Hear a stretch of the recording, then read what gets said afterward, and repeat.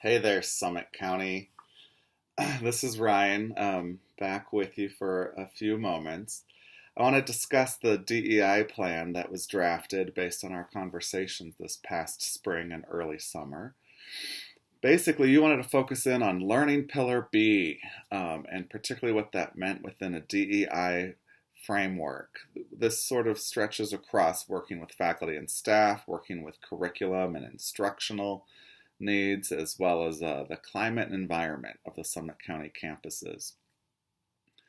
As far as outcomes go, we identified that you'd like students to critically think in a changing and confusing world. You'd like to have civil campus discourse around difference, a wider range of students making contributions to that discourse, both within classes as well as just in the daily life of campus.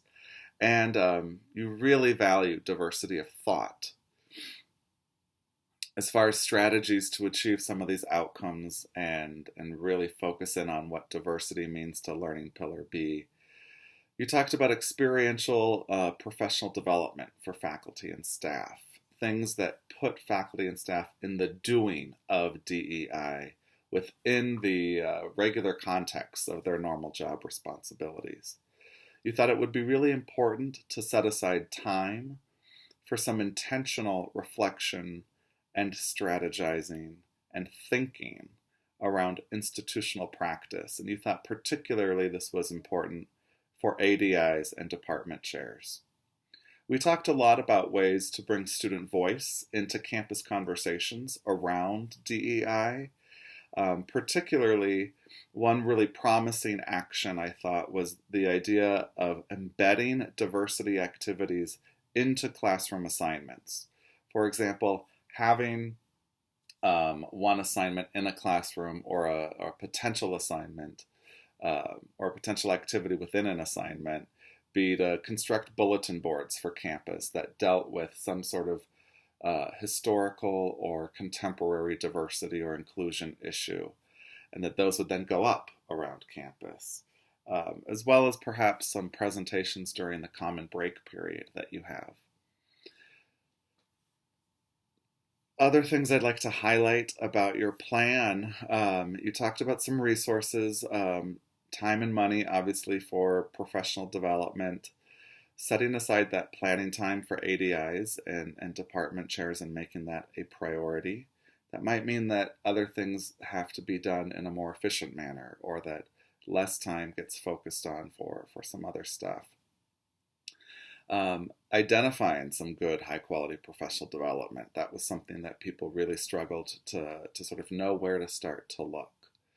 And then continual support and modeling from central services was desired.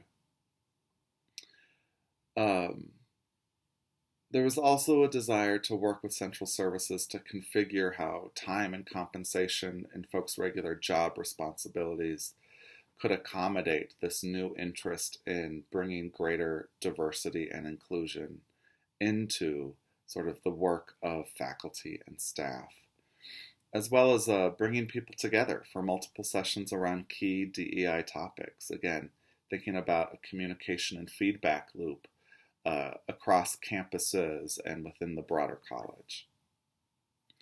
In order to measure your success around these things, we had a few ideas. We talked about the idea evaluations. We talked about doing an audit to see what's represented in the academic products, the diversity of thought represented in the academic products. I think what we meant by products was the assignments that students are doing and what are they actually bringing forward, as well as faculty participation rates and professional development. All right. Thanks a lot, Summit, and I hope you have a great town hall visit.